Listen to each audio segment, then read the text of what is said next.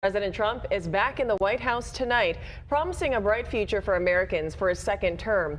In his speech, he pledged to expand the U.S. territory and end foreign wars.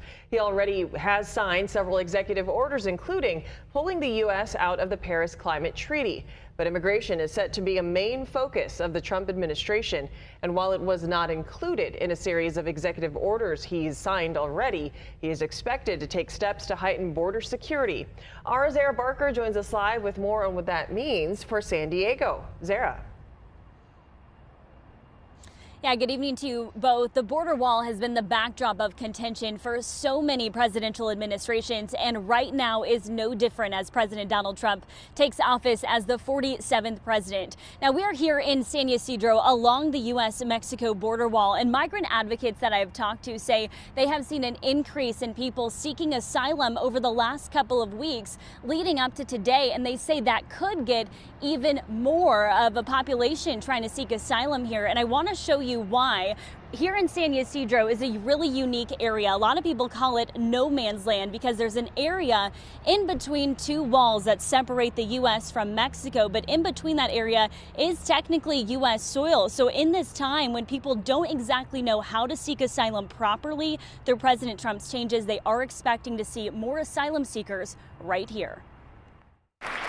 First, I will declare a national emergency at our southern border. Moments after taking the oath of office. So help me God. So help me God. Congratulations, Mr. President. President Donald Trump announcing executive orders at the border on day one. All illegal entry will immediately be halted. The order would allow the Secretary of Defense to quickly deploy armed forces to the border. And I will send troops to the southern border to repel the disastrous invasion of our country. Migrant advocate Pedro Rios says he's seen an increase in migrants at the U.S.-Mexico border before Trump took office and believes his changes are harmful. It's not something that we would want to see, for a president of the United States to treat immigration as though it's a threat to the country. Trump ran on the promise of border security and revived a plan he had dropped during his first term in office. Under the orders I signed today, we will also be designating the cartels as foreign terrorist organizations. He's also bringing back a policy started in his first term that President Biden ended in 2022. We will reinstate my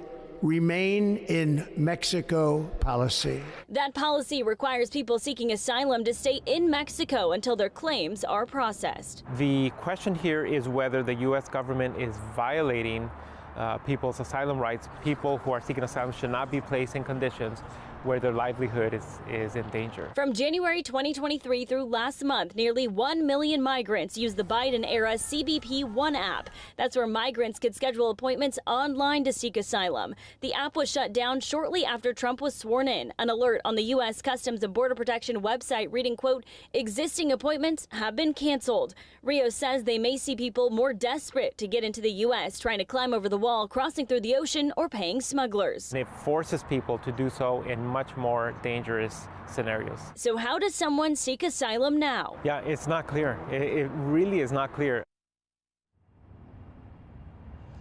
Rios just saying everyone kind of in limbo right now, and a lot of people not exactly sure what to expect. As you heard from President Trump, he is expecting to send more people, even troops, down to the border. But what that exactly will look like remains to be seen. Of course, it is something that we will continue to follow. Also, I want to point out that President Trump is expected to begin the process to end birthright citizenship here in the United States.